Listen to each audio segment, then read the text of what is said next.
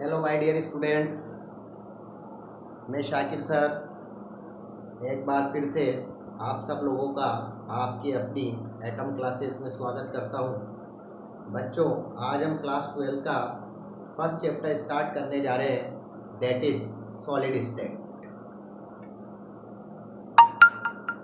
तो इस चैप्टर के अंदर हम introduction of solid, classification of solid और अमोर्फस और क्रिस्टलाइन सॉलिड के बारे में स्टडी करेंगे। तो first of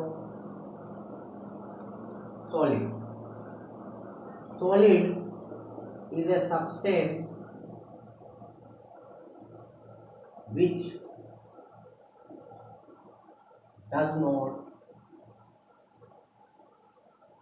does not melt at room temperature or atmospheric pressure।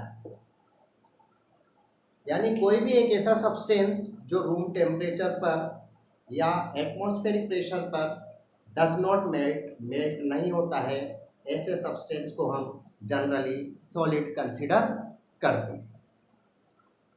यहाँ इसके बाद properties of solid,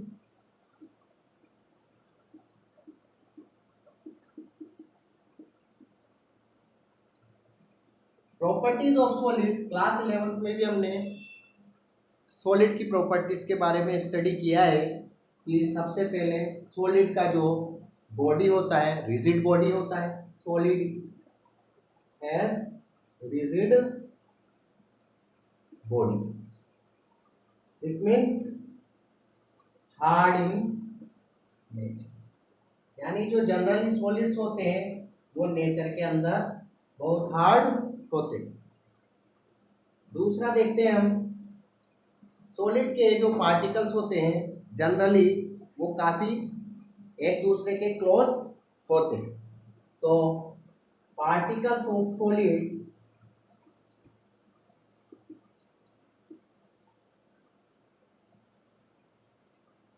are very close together. Particles of solids are very close together, और ये पार्टिकल्स एक दूसरे से काफ़ी highly attraction, force of attraction से बंधे हुए होते हैं। ड्यू टू दिस रीज़न इनके मेल्टिंग पॉइंट और बॉइलिंग पॉइंट काफ़ी हाई होते हैं।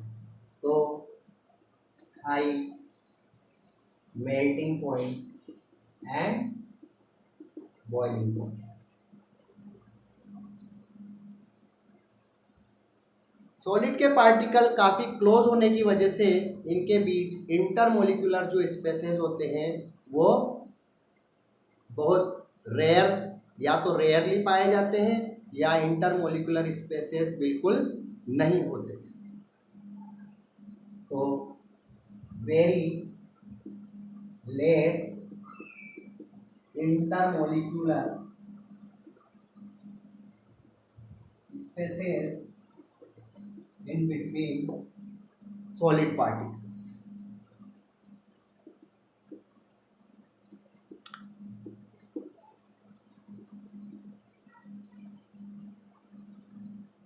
सॉलिड के जो मेल्टिंग पॉइंट होते हैं ये काफ़ी शार्प होते हैं, यानी कोई भी सॉलिड एक पर्टिकुलर टेम्परेचर पर ही जो है वो बॉइल होता है या मेल्ट होता है।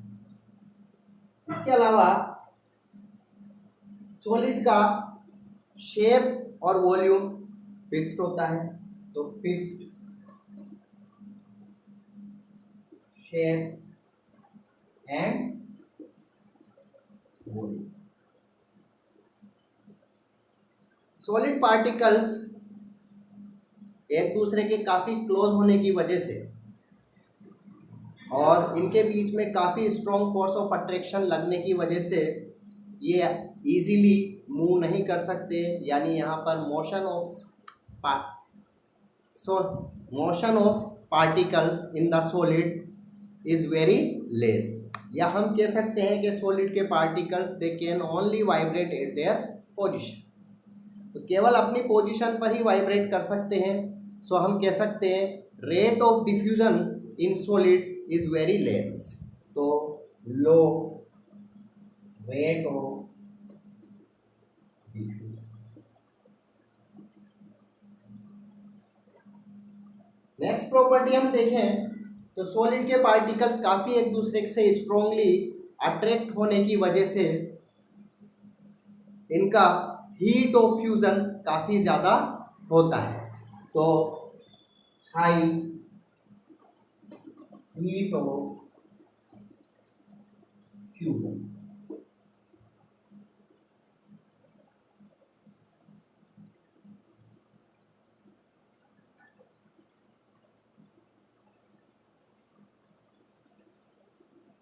तो ये कुछ सॉलिड की प्रॉपर्टीज हैं। डेंसिटी भी काफी हाई होती है, डेंसिटी इज वेरी, तो ये कुछ सॉलिड की प्रॉपर्टीज हैं, जनरल प्रॉपर्टीज हैं जो हमें याद होना चाहिए। और सॉलिड की ये जो प्रॉपर्टीज हैं हमने क्लास 11 के बारे में इन प्रॉपर्टीज़ को अच्छे से स्टडी किया हुआ है। आज हम क्लासिफिकेशन ऑफ सॉलिड के बारे में पढ़ने वाले हैं, तो स्टार्ट करते हैं from the classification of solid.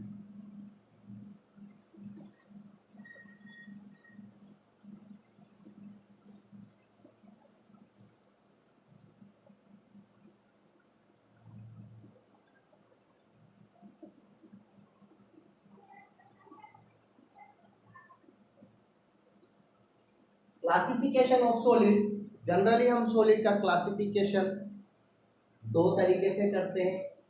Number 1 on the basis of arrangement of constituent, arrangement of constituent particles in between solid. इस बेस पर हम सॉलिड को दो कैटेगरी में डिवाइड करते हैं। वन इज क्रिस्टलाइन सॉलिड और second is amorphous solid.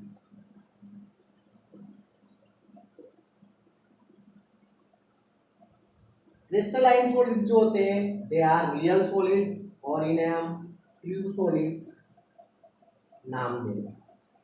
But amorphous solid actual में सॉलिड की सारी प्रॉपर्टीज को और सारी प्रॉपर्टी को एक्सिस्ट नहीं करते, इसलिए इन्हें हम स्यूडो सॉलिड्स नाम देंगे।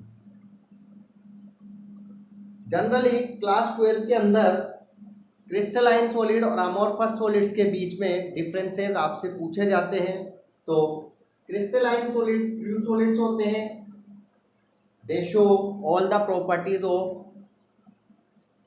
सॉलिड।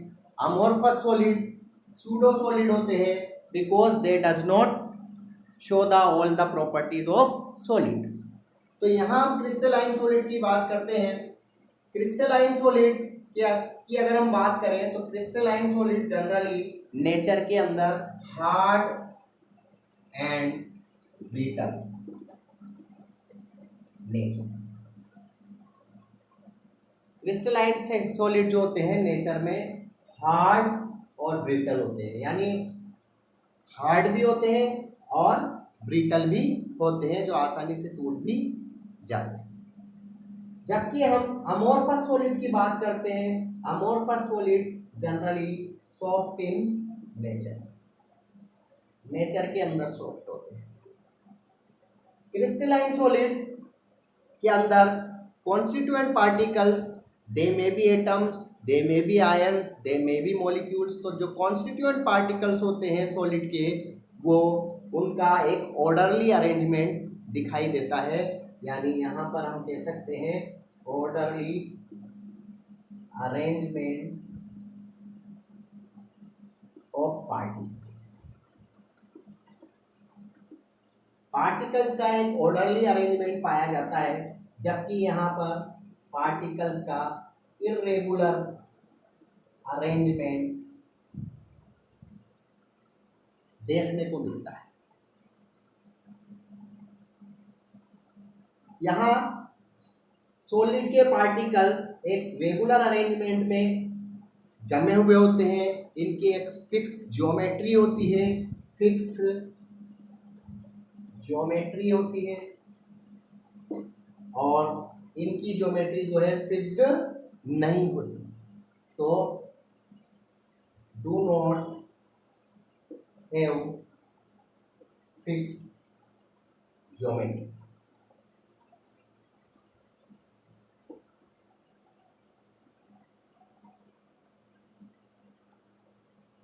क्रिस्टलाइन सॉलिड जिन पार्टिकल से मिलकर होता है, उन सब पार्टिकल्स का साइज जो होता है ऑलमोस्ट सेम होता है, सभी का साइज एक जैसा होता है। तो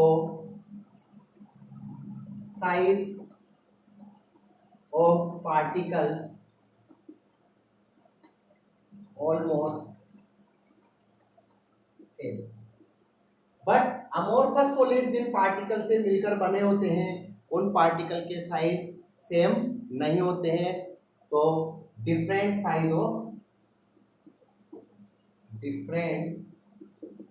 साइज ऑफ पार्टिकल्स।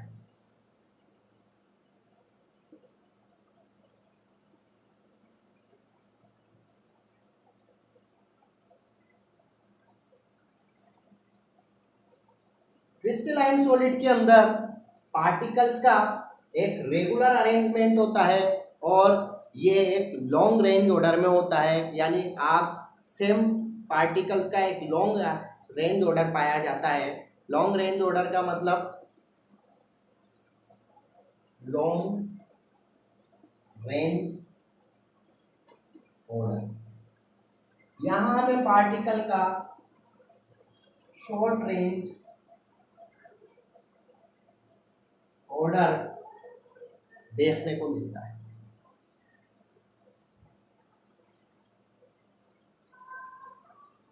सपोज हम क्रिस्टलाइन सॉलिड को एक शार्प टूल के द्वारा डिवाइड करते हैं, तो हमें यहाँ पर क्रिस्टलाइन सॉलिड की में जो सरफेस देखने को मिलती है आफ्टर कटिंग, सरफेस जो है वो स्मूथी और शाइनी दिखाई देती है, smooth and shiny surface observe. But यहां पर जो हमें सरफेस दिखाई देगी वो होगी रफ सरफेस। क्रिस्टलाइन सॉलिड के अगर हम एग्जांपल देखें, like diamond, graphite, like salts, all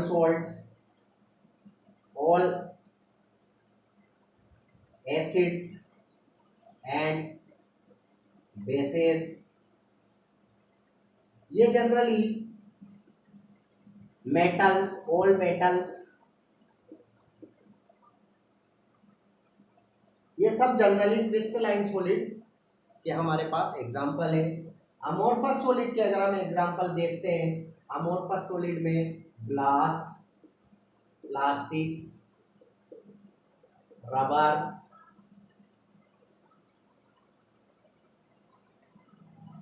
these are the example of amorphous solid। ये सारे के सारे क्रिस्टलाइन सॉलिड और अमोर्फस सॉलिड के बीच में कुछ डिफरेंसेस है। क्रिस्टलाइन सॉलिड हार्ड और ब्रिटल होते हैं in nature, they are soft in nature, orderly arrangement होता है पार्टिकल्स का, कॉन्स्टिट्यूएंट पार्टिकल जिनसे मिलकर सॉलिड बना होता है, they are regular in arrangement, यहाँ इरेगुलर अरेंजमेंट होता है, इनकी ज्योमेट्री फिक्स होती है, इनकी ज्योमेट्री फिक्स नहीं होती है, साइज ऑफ पार्टिकल ऑलमोस्ट सब सेम होते हैं, यहाँ पर almost size of particle different होते हैं, यहाँ लॉन्ग रेंज ऑर्डर पाया जाता है, यहाँ शॉर्ट रेंज ऑर्डर मिलता है। और अगर हम किसी शार्प टूल से इनको कट करते हैं तो क्रिस्टलाइन सॉलिड का हमें जो सरफेस मिलता है वो स्मूथ और शाइनी मिलता है due to free electrons in metals.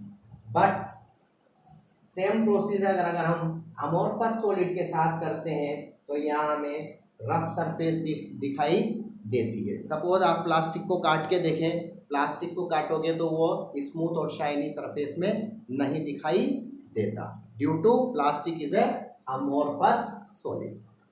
इसके बाद हम इसका एक डिफरेंस, बहुत इंपॉर्टेंट डिफरेंस पढ़ने वाले हैं, दैट इज आइसोट्रॉपी और एनआइसोट्रॉपी। यहाँ हम बात करते हैं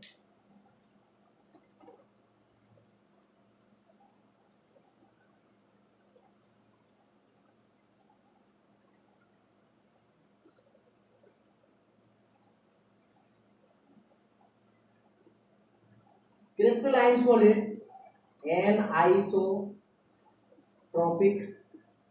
इन नेचर, जबकि अमोर्फस सॉलिड जो होते हैं ये आइसोट्रॉपिक होते हैं इन नेचर। एनआइसोट्रॉपिक और आइसोट्रॉपिक नेचर क्या होती है? तो एन आइसोट्रॉपी, डेफिनेशन देखते हैं एन आइसोट्रॉपी की।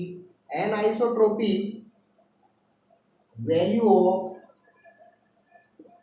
फिजिकल प्रॉपर्टीज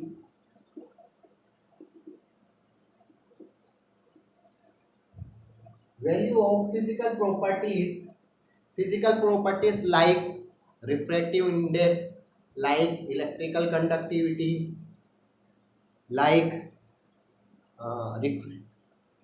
डेंसिटी, ये सारी की सारी कोई भी एक physical property value of any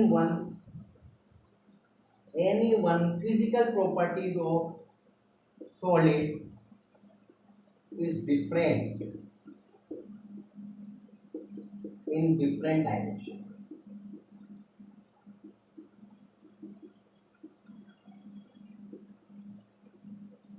Value of any one physical properties of solid is different in different direction। अगर किसी सॉलिड, सपोज करो ये मेरे पास एक सॉलिड है,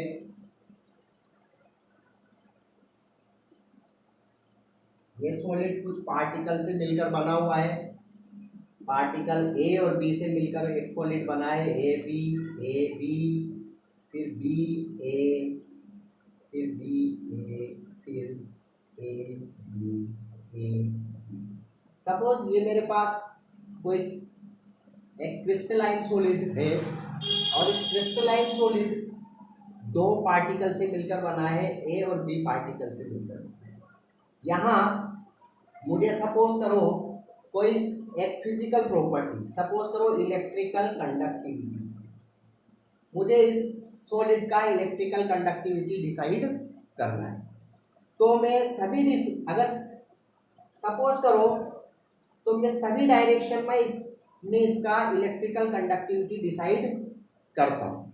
मैं सपोज करो इस डायरेक्शन में जाता हूँ तो मुझे इलेक्ट्रिकल कंडक्टिविटी कुछ और दिखाई देता है, मैं इस डायरेक्शन में जाता हूँ तो मुझे इलेक्ट्रिकल कंडक्टिविटी की वैल्यू कुछ और नज़र आती है, इस डायरेक्शन में आता हूँ तो इलेक्ट्रिकल कंडक्टिविटी की वैल्यू मुझे कुछ और नज़र आती है, यानी और इस डायरेक्शन में आता हूँ,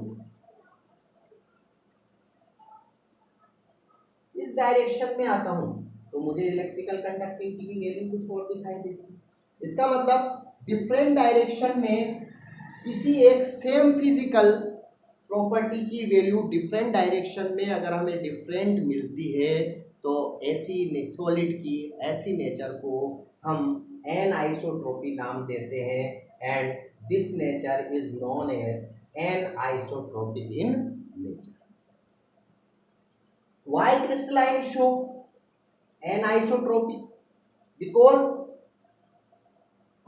यहाँ क्रिस्टलाइन सॉलिड के अंदर पार्टिकल्स का एक लॉन्ग रेंज ऑर्डर मिलता है, और पार्टिकल्स का एक लॉन्ग रेंज ऑर्डर मिलने की वजह से जब हम किसी डिफरेंट डायरेक्शन में जाते हैं तो अरेंजमेंट ऑफ पार्टिकल जो है वो चेंज हो जाता है। Due to this change of arrangement of particles the value of physical properties will be different in different direction. इसके बाद सपोज करो अमोर्फस सॉलिड में आइसोट्रोपिक पाई जाती है, यानी अमोर्फस सॉलिड जो होते हैं नेचर के अंदर आइसोट्रोपिक होते हैं due to short range order. इनका शॉर्ट रेंज ऑर्डर होने की वजह से यहाँ कोई भी फिजिकल प्रॉपर्टी का मेजरमेंट अगर डिफरेंट डायरेक्शन में किया जाता है तो वो सेम आता है। इसलिए हम कह सकते हैं कि अमोर्फस सॉलिड जो होते हैं they are isotropic in nature but crystalline solid are anisotropic in nature. तो these are the differences between amorphous solid and crystalline solid. Due to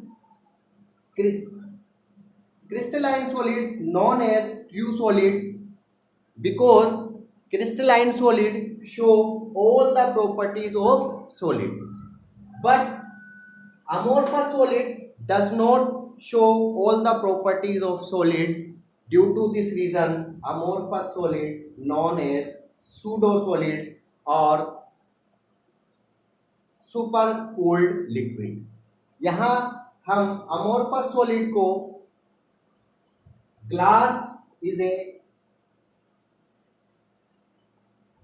super cooled liquid,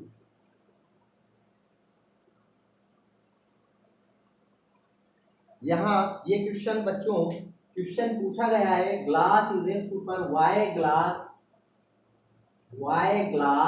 is a super cooled liquid. Glass को super cooled liquid के नाम से क्यों जाना जाता है?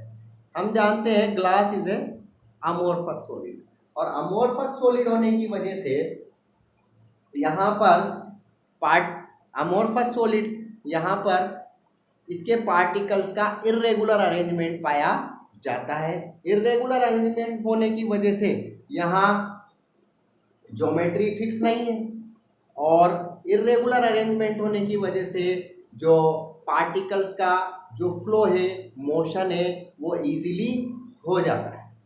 और इजीली मोशन या फ्लो होने की वजह से जैसे टेम्परेचर, जब कोई टेम्परेचर इफेक्ट होता है, जब इसके ऊपर कोई टेम्परेचर इफेक्ट डालता है तो due to effect of temperature ये ग्लास पिघलने लगता है और पिघलकर नीचे जमा हो जाता है।